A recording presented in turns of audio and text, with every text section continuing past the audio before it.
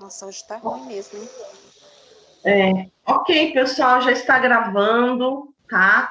Sejam bem-vindos à nossa aula de Psicologia da Educação e da Aprendizagem.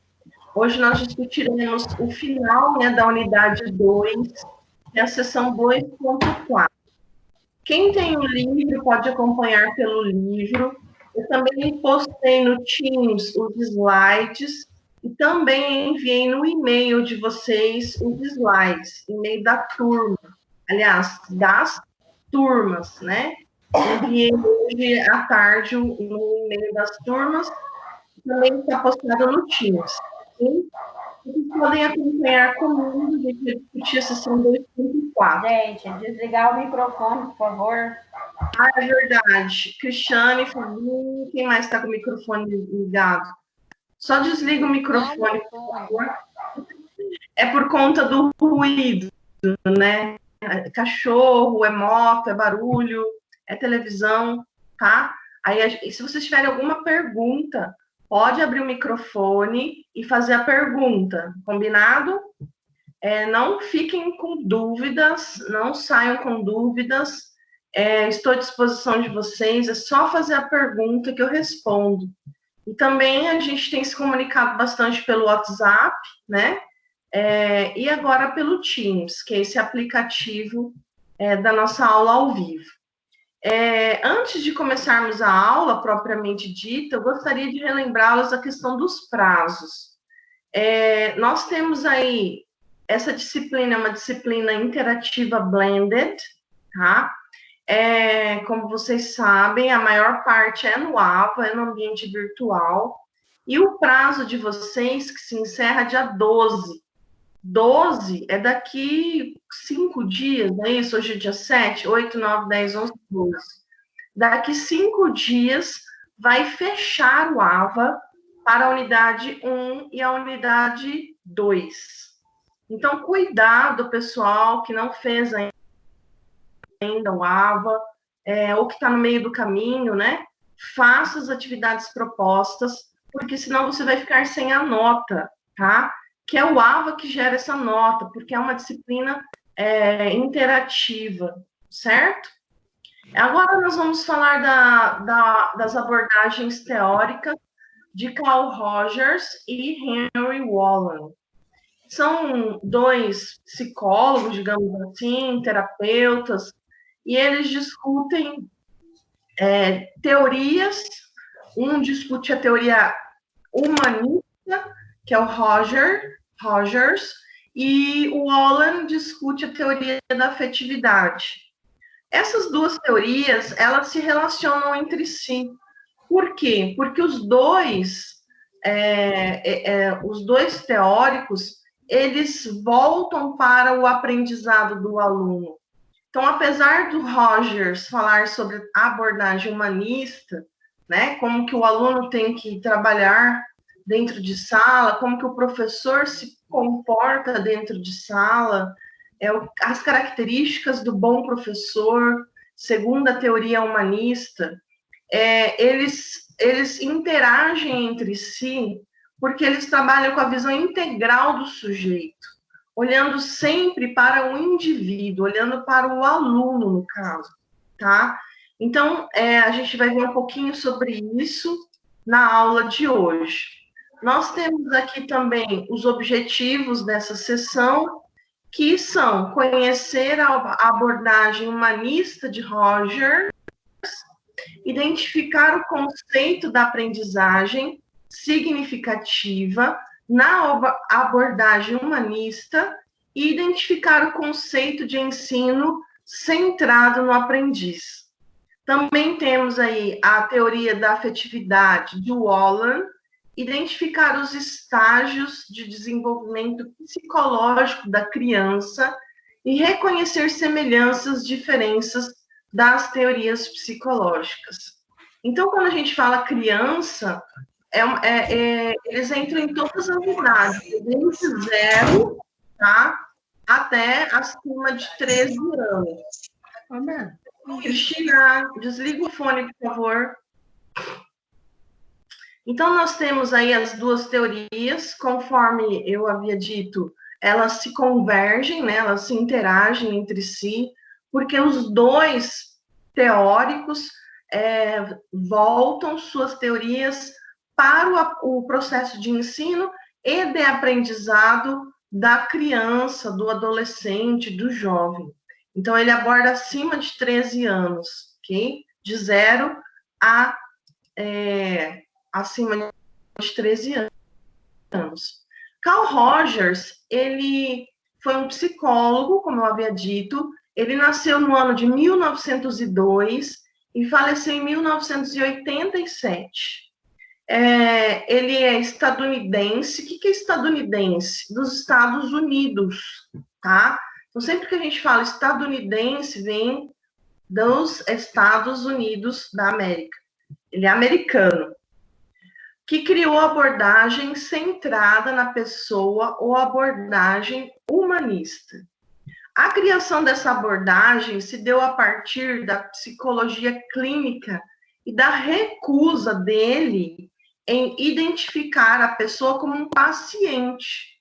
Ele não queria ver a pessoa como paciente, ele se colocava no lugar da pessoa, ele tinha empatia, né? A simpatia e a empatia. Então, ele apontava para a importância da relação entre a pessoa em terapia e o terapeuta, que não deveriam ser hierarquizados, ou seja, diferentes, mas sim tratados como iguais. Então, Rogers, ele já começa com essa abordagem humanista na vida dele, né, como terapeuta, como psicólogo, defendendo a ideia de que o paciente deveria ser tratado da mesma forma que o próprio psicólogo, né, que o próprio doutor, digamos assim. Então, ele coloca essa abordagem, né? Eu gostaria de perguntar aí, o que vocês entendem pela palavra humanista? O que vem na sua cabeça quando eu falo assim, teoria ou abordagem humanista? Alguém gostaria de responder?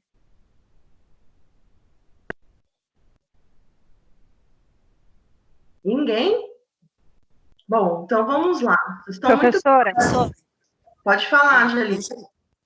Angelita, a própria palavra já está respondendo, né? Olhar para a pessoa de uma forma mais humana, né? De uma forma mais afetuosa. Muito bem, Angelita. Mais alguém gostaria de falar? professora. Muito bem, Angelita. Oi. Oi. No caso, seria que dá uma escala de importância maior, né? Para quando coloca os seres humanos como principal numa escala de importância maior, como o centro do mundo, né? Sim, Josi Kelly. Isso mesmo. Parabéns. E se colocando também no lugar do próximo, né, professora? Igual a senhora falou também, tendo empatia. Isso. Muito bem. Então, Carl Rogers, ele era uma pessoa muito sensível no sentido de tratar o ser humano com cuidado, né? Com carinho, com atenção. Então, a gente vai falar um pouco dessa teoria de Carl Rogers, e eu acredito que é o que nós fazemos, né? A gente tem zelo pelos nossos alunos, tanto na universidade, quanto vocês, quanto futuras e futuros professores. Eu acredito que todos nós tratamos os nossos alunos com esse carinho, com essa atenção e respeito. Mas essa é uma teoria que vem lá de Carl Rogers, que é uma abordagem humanista. Vamos ver um pouquinho mais sobre isso.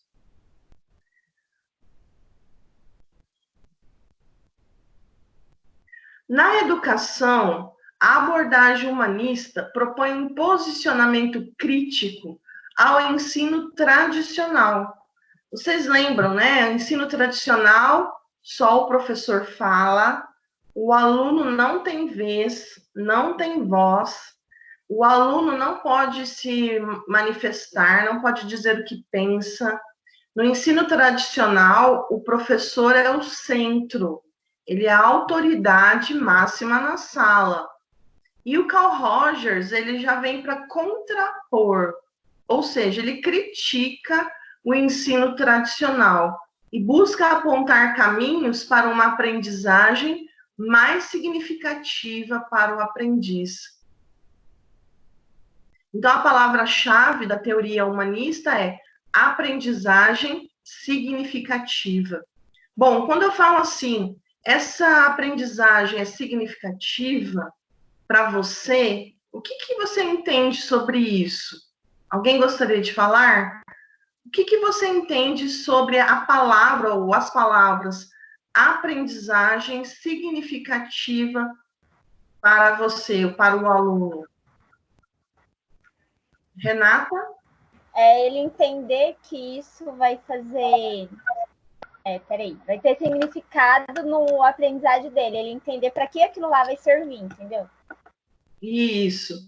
Renata, muito bem. Principalmente, né, pessoal, quem trabalha com crianças pequenas.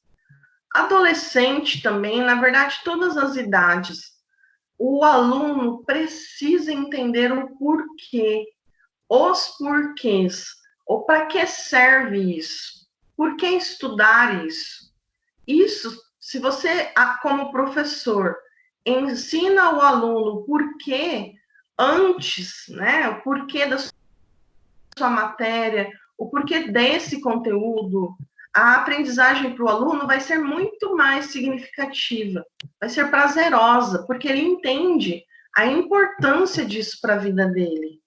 Então, Roger já trabalhava com essa questão de aprendizagem significativa dentro da abordagem humanista. O aluno deve ser visto como sujeito pleno e ativo, e os processos educativos devem se basear na natureza dinâmica da sociedade e objetivar o desenvolvimento de pessoas plenamente atuantes. A preocupação de Carl Rogers era principalmente que o aluno, o aprendiz, fosse atuante, que ele participasse. Alguém gostaria de comentar? Não? Que ele participasse do processo de aprendizagem. E o professor? O professor, ele deixa de ser o foco, ele deixa de ser o centro, né, das atenções. O professor, gente, ele vai ser um mediador, tá? Um mediador do processo. Como assim, professora? Então, ele lança as atividades, ele organiza, né, essas atividades, organiza os conteúdos, planeja, e quem executa é o aluno.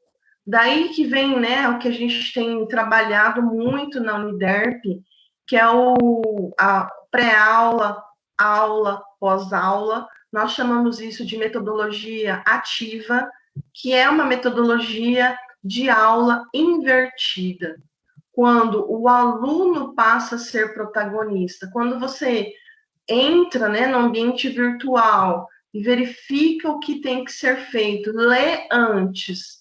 Você chega na aula já sabendo e podendo participar e encerra fazendo uma atividade. Então, esse é um processo também que a gente pensa nessa aprendizagem mais significativa para o aluno, tá?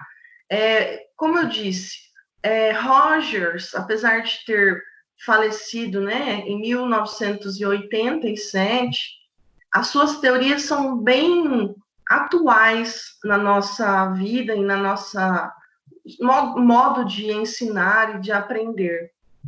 A abordagem humanista para Rogers na educação deve proporcionar um fazer pedagógico que tenha como foco central o aluno, considerando seus interesses, emoções e motivações.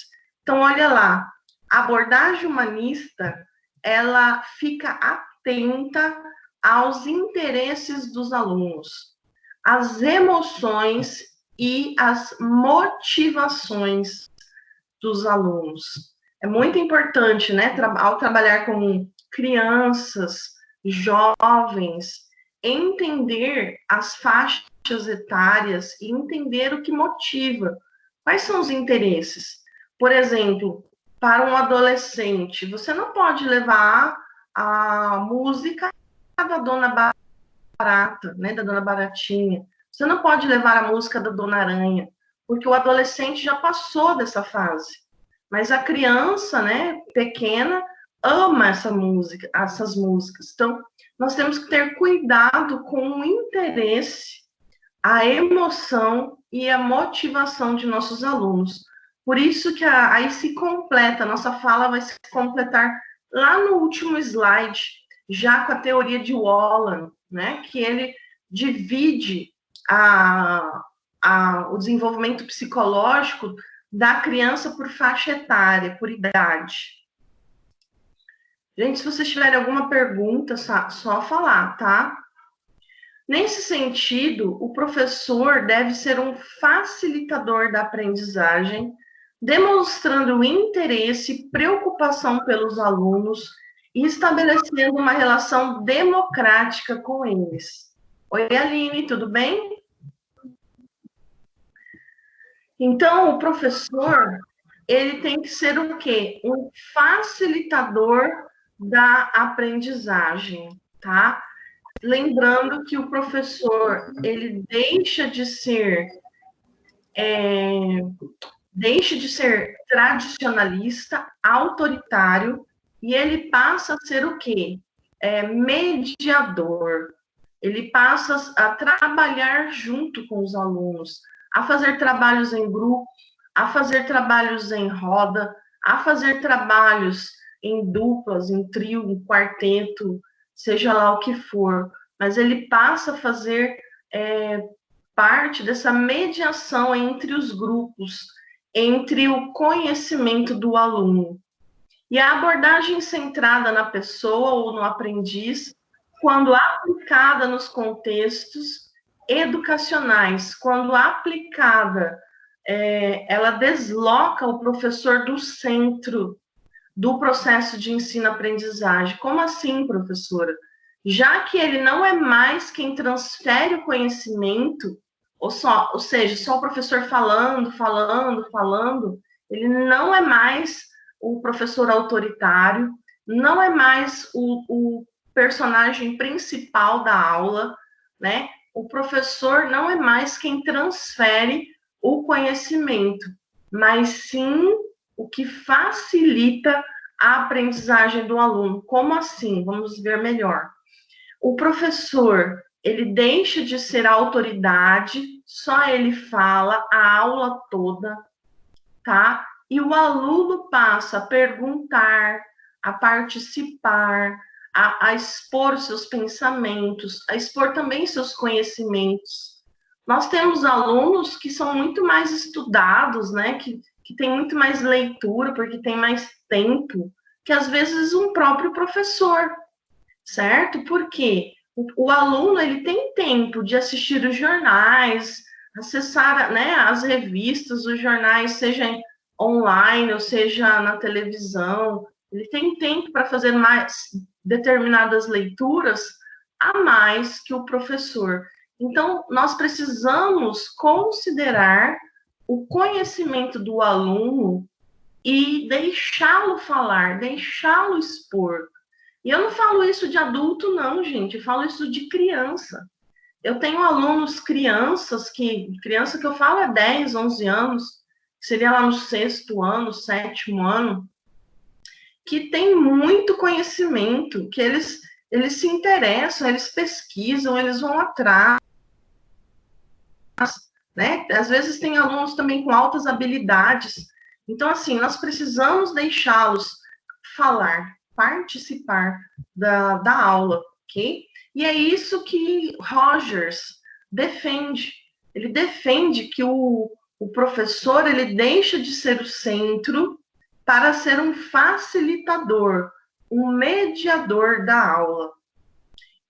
Importa para Rogers o aluno que aprende como ele aprende, e não mais o professor que ensina. Olha lá, o aluno que aprende e como esse aluno aprende. A pergunta é como que nossas crianças aprendem, né? E o que elas aprendem? Não sei se vocês têm filhos em casa, mas quando as crianças voltam, né, da escola ou de um passeio, eles voltam com um vocabulário muito mais, né, muito além daquele ensinado em casa, que você até se surpreende, você fala, aonde que essa criança aprendeu isso? Não foi em casa, né? Porque a criança, gente, a criança que eu falo é criança, jovem, né? É o adolescente, é o jovem. Eles têm a cabeça, digamos assim, mais vazia, né? E eles são uma esponja, prontos para absorver tudo que for bom e também o que for ruim. Então, eles apreendem esse vocabulário, esses conteúdos, esses conceitos na escola, na rua, na televisão, nos jornais, seja onde for. E é isso que Rogers defende. Então, cabe ao professor instigar o aluno a aprender e desafiá-lo a buscar novos conhecimentos. As melhores qualidades de um professor são facilitar os processos de cada aluno em busca da autonomia e interferir o mínimo possível nesse processo. Olha que Rogers pensa. O professor é um facilitador para os processos, né, de como cada aluno vai apreender o conhecimento, o conteúdo e, principalmente, desenvolver sua autonomia.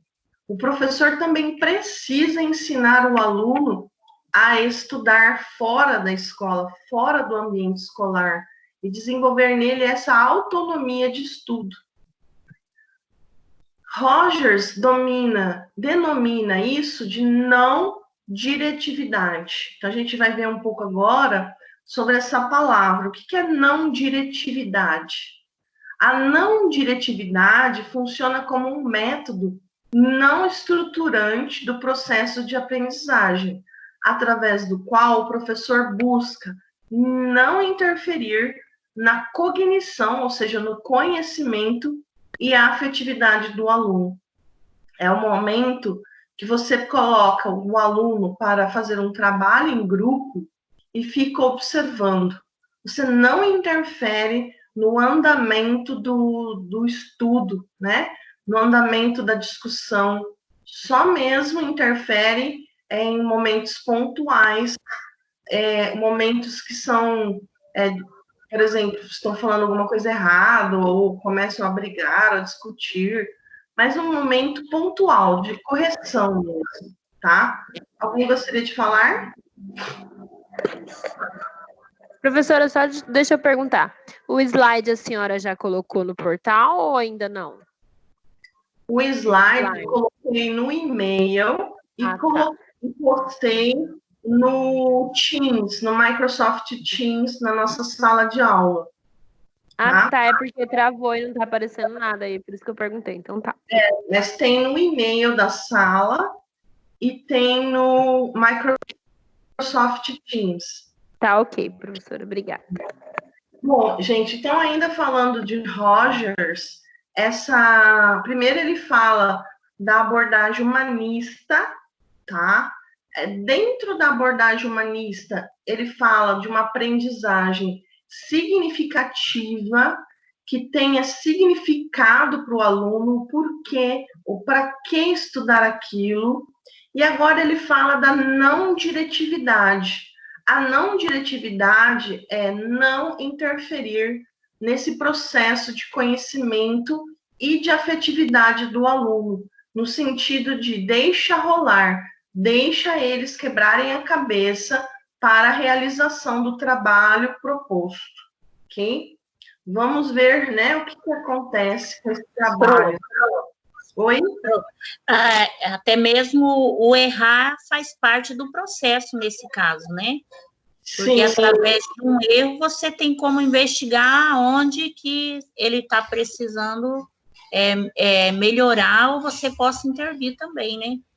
Isso, Maria Elizabeth, é verdade. O aluno, ele aprende, né? Eu tinha uma professora na faculdade, isso, sei lá quantos anos atrás, ela falava assim, o aluno aprende com a cola, colando ele aprende, né? Então, assim, tudo, Maria Elizabeth, o aluno aprende, seja com um folder, seja ouvindo alguém no ônibus, seja com a televisão, né, um jornal, uma entrevista, um filme, uma novela, ele está absorvendo como se fosse uma esponja, né? Ele vai absorvendo tudo ao redor dele. Um bate-papo, uma conversa no WhatsApp, ele só está que absorve informação. E com erro também, né? Ok, Elizabeth? Alô, Pro. Vou ouvi-la. Obrigada.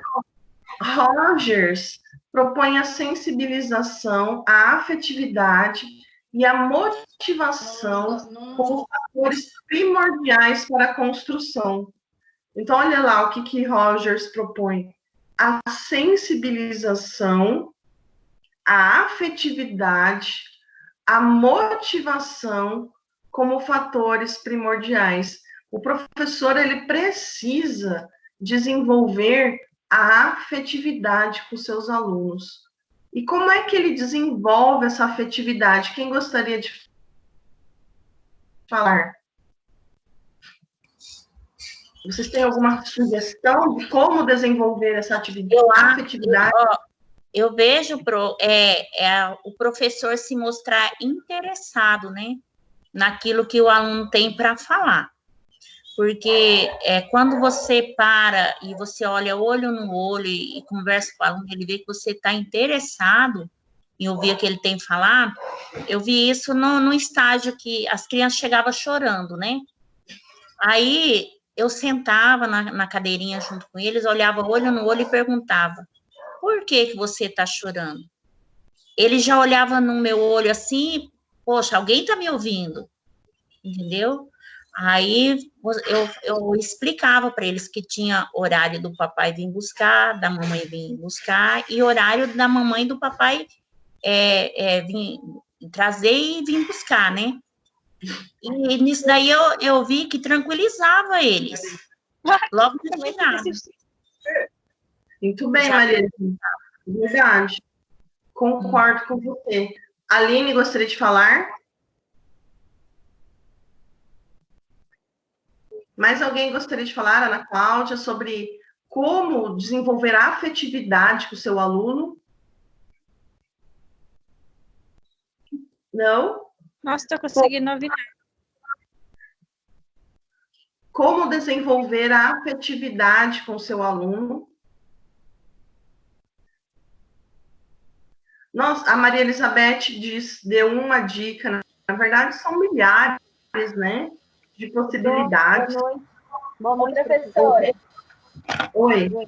Creio eu que é quando o aluno está muito triste também, ou quando ele está muito feliz, ou o momento da parte do professor ter esse olhar mais focado para o aluno, né, e abraçar o aluno, perguntar o que está acontecendo. E nos momentos de grupo e atividades, eu acho que desperta muito também. Isso, Renata, ótimo. Bom, gente. Professora, não quero falar, não, estou só escutando. Pode falar. Oi. Professora? Pode falar. Oi. Como o professor pode desenvolver a afetividade? Isso. Ele pode desenvolver promovendo a empatia, né? Se mostrando disposto a estar no lugar do aluno, né? Eu li agora há pouco, que eu estava fazendo a unidade 4, eu entendi isso, mais ou menos. Isso. Também, Jussara, ótimo. Na verdade, gente, são várias respostas. Essas respostas são inúmeras. Olhando nos olhos, mantendo a atenção, tendo empatia, participando do recreio com eles, sei lá, principalmente, né? Estamos interessando. Oi. Está me escutando? Tô. E se a escola não deixar o professor ter essa afetividade aí? Eu acredito que quando você fecha a porta da sua sala, a sala seja sua. Aí você pode mostrar a empatia, né, a simpatia, a afetividade dentro da sua sala. Então, eu sempre falo isso. Fechou a porta, a sala é sua. Você vai fazer, né, o que for preciso para que o aluno participe de sua aula. E, principalmente, descobrir o que acontece com aquela criança mais tímida, né, mais retraída ou a mais agressiva, tá bom? Então, vamos continuar? Então, Rogers, ele propõe essa sensibilização, a afetividade e a motivação como esses fatores primordiais. Ele parte da ideia de que cada sujeito é capaz de controlar seu próprio desenvolvimento, sem a necessidade da interferência de terceiros, o que se denomina tendência atualizante. Ele chama, né, tendência atualizante, que seria esse momento do aluno se atualizar, o aluno captar essas informações. Para que a não diretividade funcione, Rogers aponta que o professor ele deve possuir algumas características que o qualificam para o fazer docente. Vamos ver que características são essas. A congruência.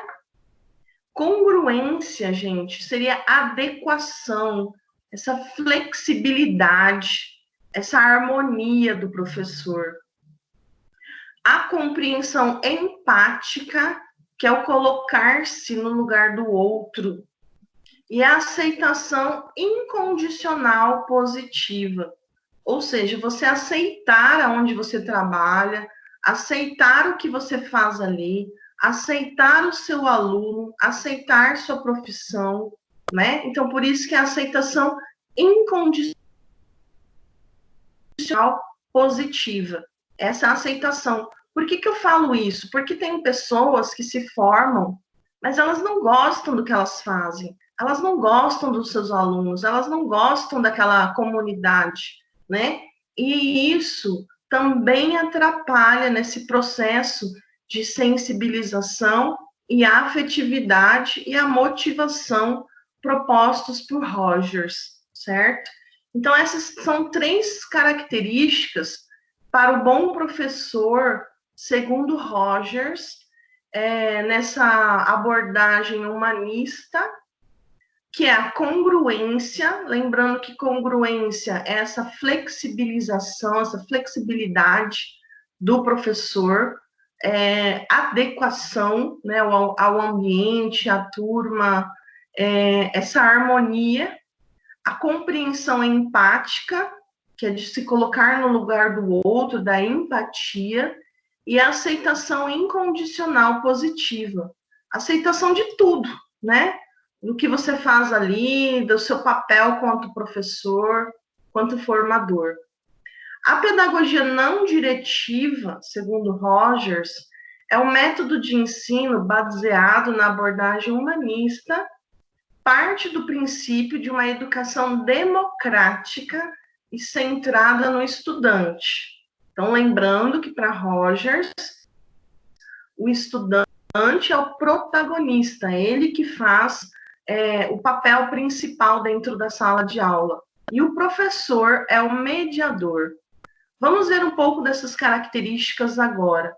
A congruência pode ser entendida como a característica do professor de ser autêntico e apresentar os sentimentos e atitudes que aparecem em um determinado momento.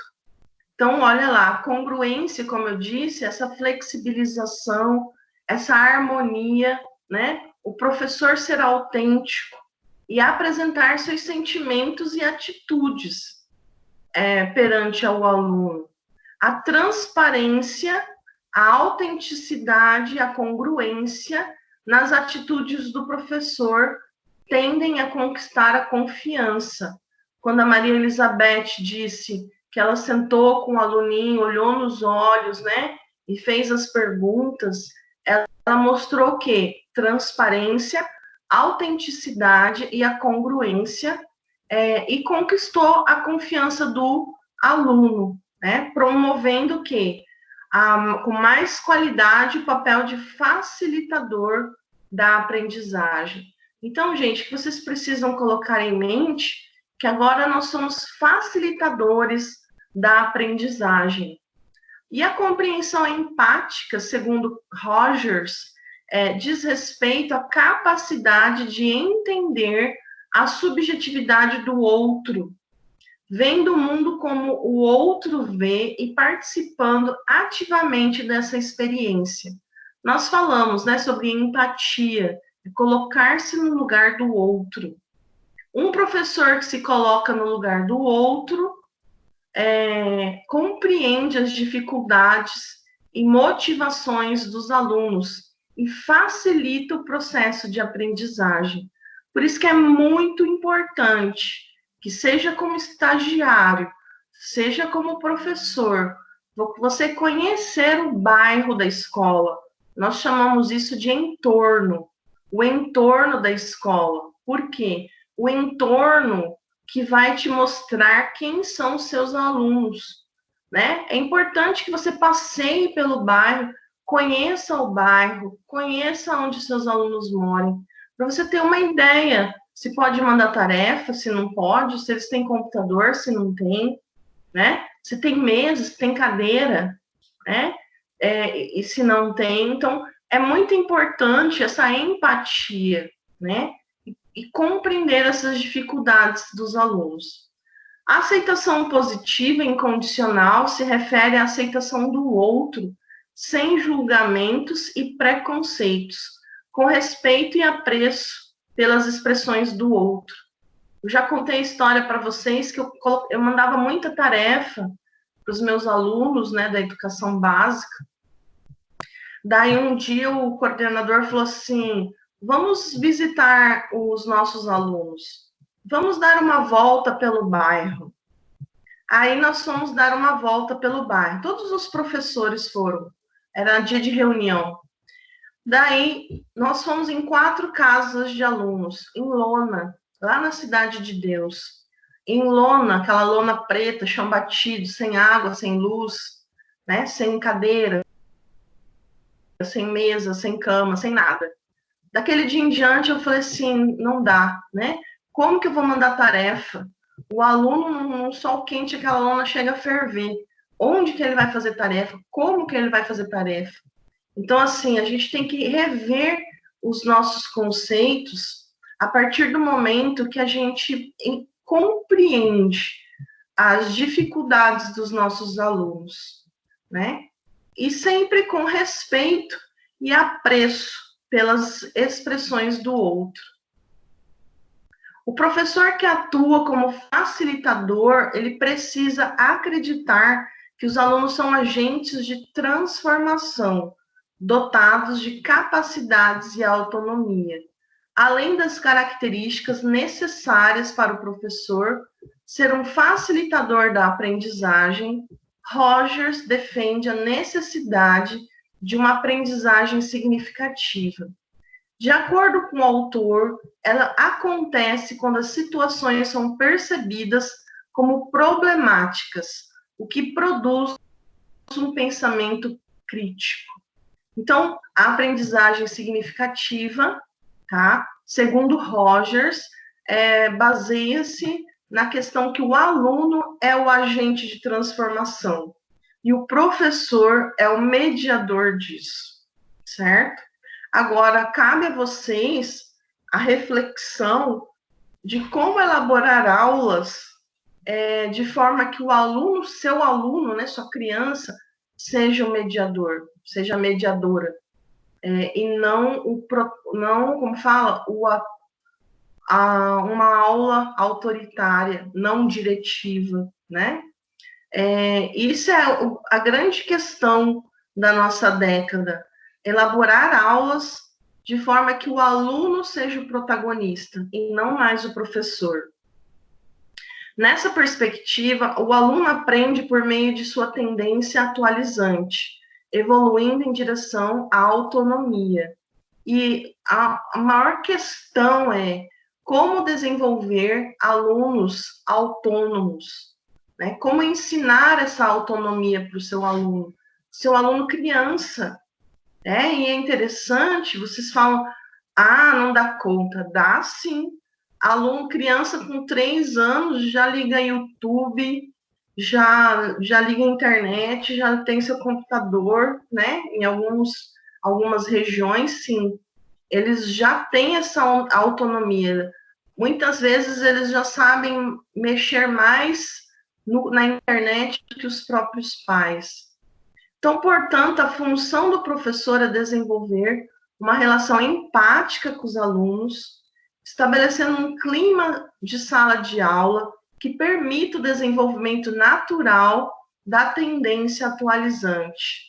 As relações horizontais e democráticas, e não hierarquizadas e autoritárias. Então, essas duas últimas palavras aqui, elas não existem mais, na verdade, não deveriam existir. Que essa hierarquia, me respeita que eu sou professor, né? Só eu falo, essa autoridade. E sim o aluno trabalhando em sala, pesquisando, gerando esse conhecimento, que chama de tendência atualizante. Essa palavra para Rogers, tendência atualizante, significa essa captação de conhecimento. Alguém tem alguma pergunta? Tá tudo bem aí? Estão ouvindo? Tudo certo? Por aprender... Oi? Essa aprendizagem significativa humanista, ela veio para ficar realmente. Os países de primeiro mundo já trabalham desse jeito, né? Quando o professor sendo mesmo um mediador. Grupos são formados de adolescente, não está sendo mais igual no Brasil, né? Essas aulas tradicionais ainda. Né? Sim, Angelita, sim. Eles vêm produzindo conhecimento, né? Fazendo pesquisa, desenvolvendo projetos, desenvolvendo trabalhos, né? E sempre essas atividades em grupos. Nos outros países, e o Brasil, ele tenta, né, trabalhar com isso. A gente tem que passar para vocês de forma que vocês também trabalhem, ou tentem, pelo menos. Eu sei que tem salas, tem turmas, que é muito difícil você deixar de ser autoritário, mas o professor, ele tem que começar a mudar seus conceitos. Por que é difícil? Porque nossos bisavós, nossos avós, nossos pais aprenderam por meio de um sistema tradicional. Os nossos professores também, eles aprenderam, né, por conta da idade, de uma forma tradicionalista, autoritária, hierárquica. Só que essa nova geração, eu digo de 20 anos para cá, de 90 para cá, 30 anos para cá, ela já não é mais assim, já não quer mais isso, né? Eles querem falar, eles querem participar, eles querem mostrar que eles sabem, eles querem mostrar, né, ao que vieram ao mundo. Então, o professor, ele tem que se preparar para isso, porque ele precisa se preparar para as perguntas. Muitas vezes, eu observei isso quando eu fazia aulas na Universidade Federal, os doutores, os pós-doutores, que eram bem mais velhos, eles não deixavam a gente perguntar. Era proibido abrir a boca. Aí eu comecei a observar, por quê? Por que isso? Por que a gente não pode perguntar? Por que eu não posso falar que eu não entendi, ou pedir para repetir, ou discutir algum assunto, até mesmo debater? Aí eu comecei a observar, porque muitas vezes eles não sabiam as respostas. Né? Ele é doutor em um ponto, um assunto. Se você pergunta outros assuntos, muitas vezes ele não sabe a resposta. Tem um vidro, né? Ele coloca uma barreira entre o aluno e o professor, de forma que o aluno não pergunte e não perceba que o professor não sabe, né? Então, assim, ainda tem isso. O professor, ele precisa estar preparado cada dia mais do que seus próprios alunos, tá? Ele precisa ler, ele precisa estudar, ele precisa ter diploma, ele precisa ter pós, né? Ser um professor estudado para que ele possa responder as perguntas e ainda direcionar a aula do jeito que tem que ser direcionado, ok? Então, isso é aprendizagem significativa. É o professor se atualizando, o professor planejando aulas de forma que o aluno interaja, o aluno faça, o aluno produza esse conhecimento. Então, por aprendizagem significativa, entendo uma aprendizagem que é mais do que uma acumulação de fatos.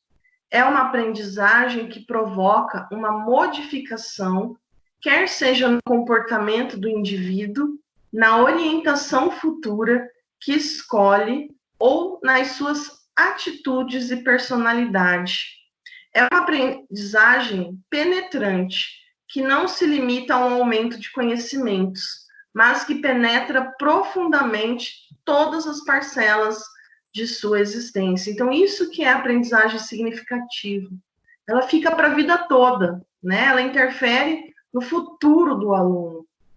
Seguindo a mesma perspectiva de compreensão integral do indivíduo, passaremos agora a ver a perspectiva psicogenética de Wallen. Henry Wallen é o outro psicólogo, né, teórico que nós estudaremos hoje. Então, ele é francês, na verdade, era francês, nasceu em 1879 e faleceu em 1962, interessado em quê? Na compreensão do ser humano como um indivíduo integral, assim como Rogers. Como eu disse no início da aula, as teorias se convergem, né? Elas se integram. Para ele, cognição, afetividade e motricidade possuem o mesmo nível de importância para o desenvolvimento humano. Então, cognição é o conhecimento, a afetividade é a motricidade, né? Como ele movimenta mesmo o corpo, possuem esse mesmo nível de importância. Vamos ver aqui. Wallen considerava que o estudo do desenvolvimento da criança não deve privilegiar nenhum domínio, mas sim demonstrar quais são os vínculos entre eles e implicações na personalidade. Os domínios são o cognitivo, que é o conhecimento, o afetivo e o motor. Interagem e criam a totalidade do indivíduo e sua personalidade, sem prevalência de nenhum deles, ou seja, nenhum deles é mais importante do que o outro. Seu entendimento sobre o desenvolvimento humano se baseia em uma concepção dialética do homem, a partir de uma complexa relação entre fatores biológicos, que é herança, né, de pai e mãe, e fatores sociais, que já é a parte econômica. Para Wallen, não há forma de se dirigir à inteligência da criança sem se dirigir à criança como um todo. Em uma situação que gera ansiedade, por exemplo, podemos verificar que a ansiedade é a emoção. Altera a respiração, os batimentos cardíacos, que são os fatores biológicos, e até o tônus muscular, que é o movimento, além de modificar os pensamentos e interpretações do fato, que é a cognição. Não podemos deslocar o indivíduo de seus domínios de funcionamento, que coexistem e interagem. Então, o Wallen já fala que precisa observar a criança como um todo, né? O Rogers também falava isso, mas agora observando os fatores biológicos, né? Que é essa questão da respiração, batimentos cardíacos, do corpo da criança, das expressões, né, da criança, desde da fadiga, da respiração, a expressão facial, as emoções, os movimentos, e também o que ela sabe ou não, que a gente chama isso de cognição. Você vê que o Wallace já trabalha com mais afinco, né, a teoria de aprendizagem dele, que ele chama de teoria da afetividade. E aí ele... Oi? Posso dar um exemplo? Pode. Ontem eu estava vendo uma live e eu vi muita importância, assim, da afetividade, que a senhora está falando aí de relação de respiração, batimentos. Ela estava falando de como a gente ensinar, ajudar os nossos filhos nas tarefas de casa nesses dias de agora, né? E aí ela falou que é muito importante a afetividade, porque se você ficar falando assim, você não sabe, você não aprendeu, você não está fazendo, por que você não está fazendo isso? Se você começar a brigar com a criança, não ter aquele vínculo, não ter aquela afetividade, ele não vai conseguir fazer, porque você está colocando para ele que ele não sabe fazer aquilo. Então, você não está dando tempo para ele, você não está incentivando ele a fazer algo, você está pressionando ele. Sim, pura verdade, Sara. Aí entra na teoria de Wallace. Professora. Oi. E puxando o gancho da Sara, esses dias uma mãe me pediu para ajudar ela a fazer tarefa com o filho, né? Aí ela falou assim, porque ele não quer ler, ele só sabe escutar funk, música de funk ele sabe. Aí eu falei assim para ela, mas você sabe do que ele gosta de ler? Se ele gosta de carrinho, se ele gosta de avião, você sabe daquilo que ele gosta de ler? Não, eu falei assim, se nem você gosta de ler alguma coisa que não é do teu interesse, ele vai gostar? É o exemplo, né? Muito bem, Renata. Isso mesmo, pessoal. Então, entra dentro da teoria de Wallace, conhecer a criança no todo, né? Não só do fator social, mas também no fator biológico. Por esse motivo, Galvão aponta que a análise das interações da criança com os meios físico e social é uma ferramenta indispensável para compreender as etapas do desenvolvimento. Então, conforme o amadurecimento biológico da criança, ela interage de modo mais íntimo um ou outro aspecto do ambiente, buscando nele recursos para o seu desenvolvimento em uma dinâmica de relações recíprocas, né? Ou seja, vai e vem. Então, assim, quando ele tem esse amadurecimento biológico. E aí nós temos o Mahoney Almeida, que fala da teoria de desenvolvimento do Wallace.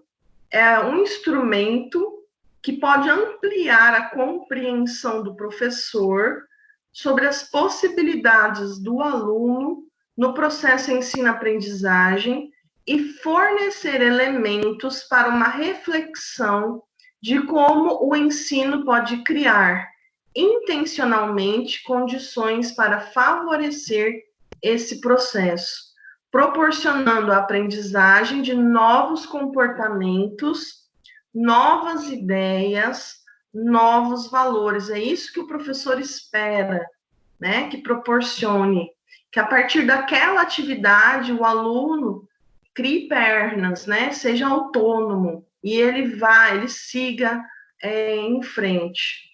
Na medida em que a teoria do desenvolvimento descreve características de cada estágio, está também oferecendo elementos para uma reflexão para tornar o processo ensino e aprendizagem mais produtivo, propiciando ao professor pontos de referência para orientar e testar atividades adequadas aos alunos concretos que têm em sua sala de aula.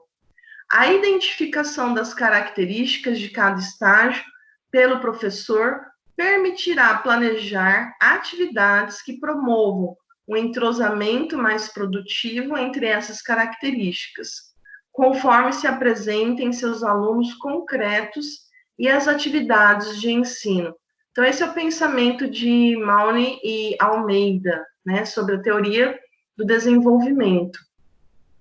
Então, essa teoria de Wallen, ele chama da integração, é o principal eixo no processo de desenvolvimento em dois sentidos.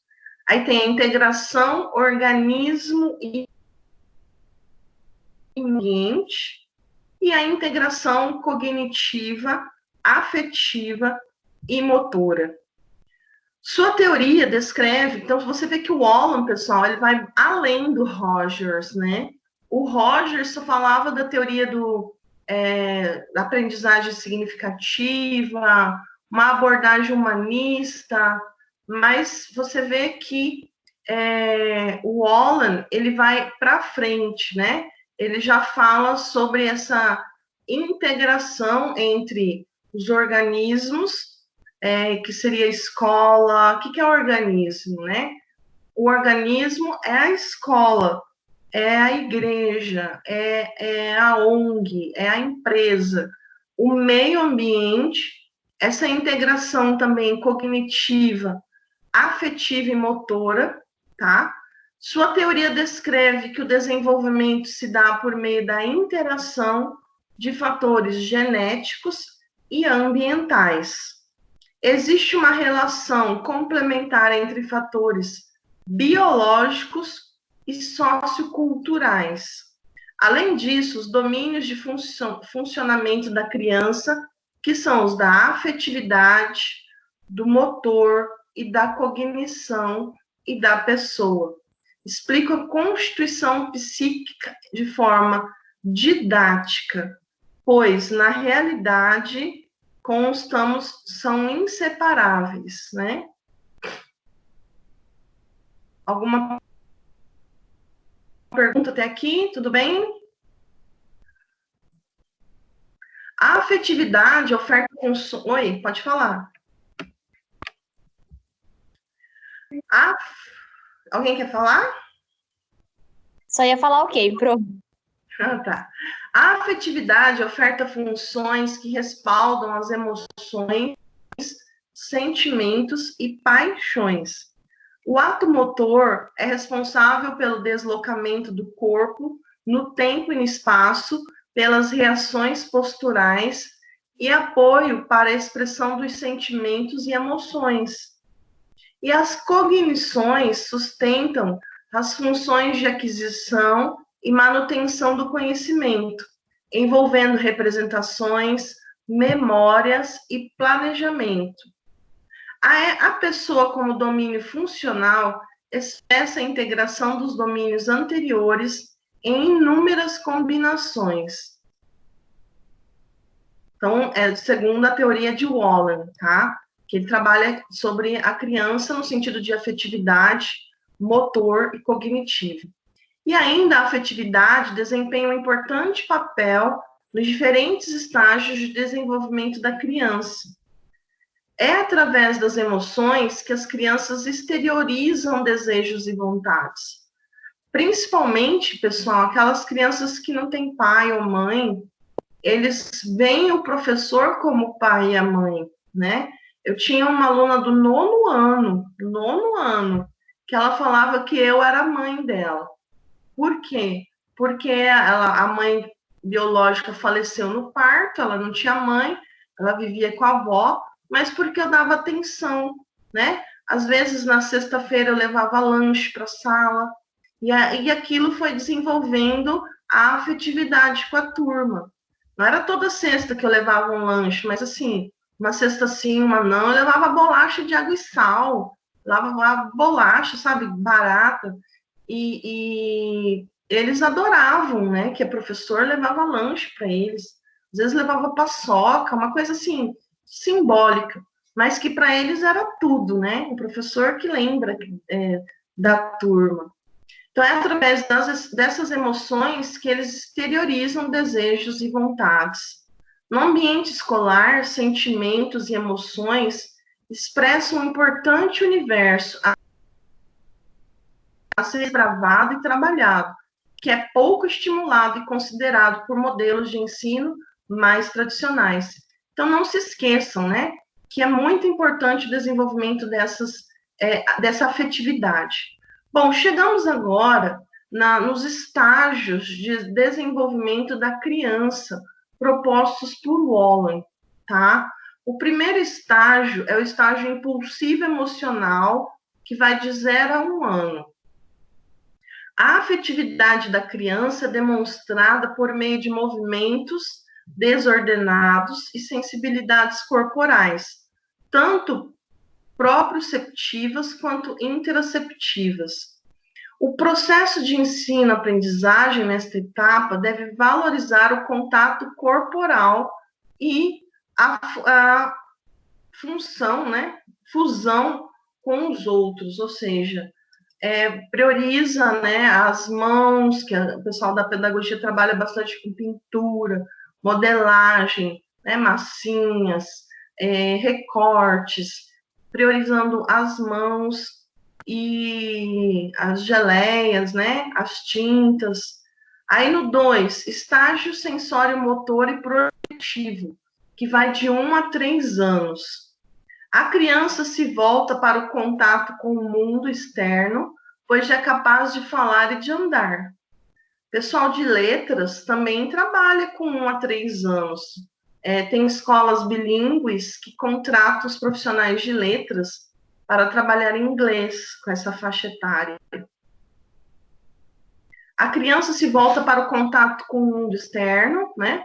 E existe um contato intenso com objetos e um questionamento constante dos porquês. Eu acredito que essa fase dos porquês, ela segue até a vida adulta. Né? Mas por que eu tenho que fazer isso? Né? Qual que é o propósito, o objetivo? A gente só muda a palavra na fase adulta. Finalidade, né? O professor deve ofertar situações e espaços e ter disposição para responder aos insistentes questionamentos em busca do conhecimento. Tem que ter paciência para responder os porquês, né? Aí o personalismo de Wallen vai de 3 a 6 anos, a criança passa a diferenciar-se do outro, descobrindo-se diferente. O processo de ensino e aprendizagem durante esta etapa precisa oferecer possibilidades de escolha à criança, reconhecendo e respeitando as diferenças, dando oportunidades para que ela se expresse. A criança aprende principalmente em oposição ao outro. E o estágio categorial, que é de 6 a 11 anos, a criança explora o mundo externo por meio de atividades cognitivas e abstratas, agrupamento, classificação e categorização. Esse estágio coincide com a entrada na escola e a aprendizagem ocorre predominantemente por meio da racionalidade e pela descoberta de semelhanças e diferenças entre objetos e ideias. Então, você vê que o Wallen trabalha até acima de 13 anos. E a puberdade, a adolescência, que vai dos 11 anos em diante. Surge a exploração de si mesmo e de uma identidade autônoma, mediante atividades de confronto, autoafirmação e questionamentos. Grande importância é dada aos pares, aos colegas. Há maior domínio da abstração, nas quais a dimensão temporal se torna importante e possibilita a discriminação dos limites de sua autonomia e de sua dependência. O processo de ensino e aprendizagem, nessa etapa, se baseia-se na oposição, a qual possibilita identificar diferenças de ideias, sentimentos e valores de si e dos outros também. Você vê que essa é uma ideia da idade, né, uma era da contradição. E o ensino deve permitir a expressão e discussão das diferenças, respeitando os limites das relações solidárias e democráticas. E não se deve esquecer, no entanto, que para a afetividade se expressar no processo de ensino e aprendizagem, devem existir limites que garantam o bem-estar de todos os envolvidos. E a afetividade desempenha um importante papel nos diferentes estágios de desenvolvimento da criança. Pessoal, terminamos aqui com a teoria de Rogers e Wallen. Eu gostaria de saber se vocês têm alguma pergunta. Agora é o momento das perguntas.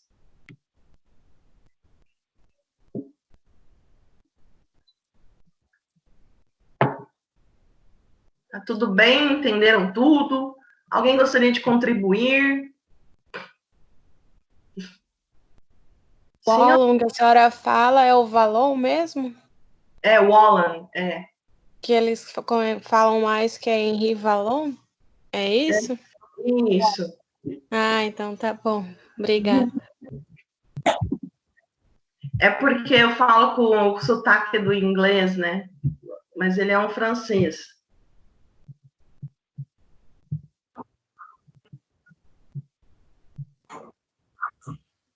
Mas bom, então eu só vou parar de gravar.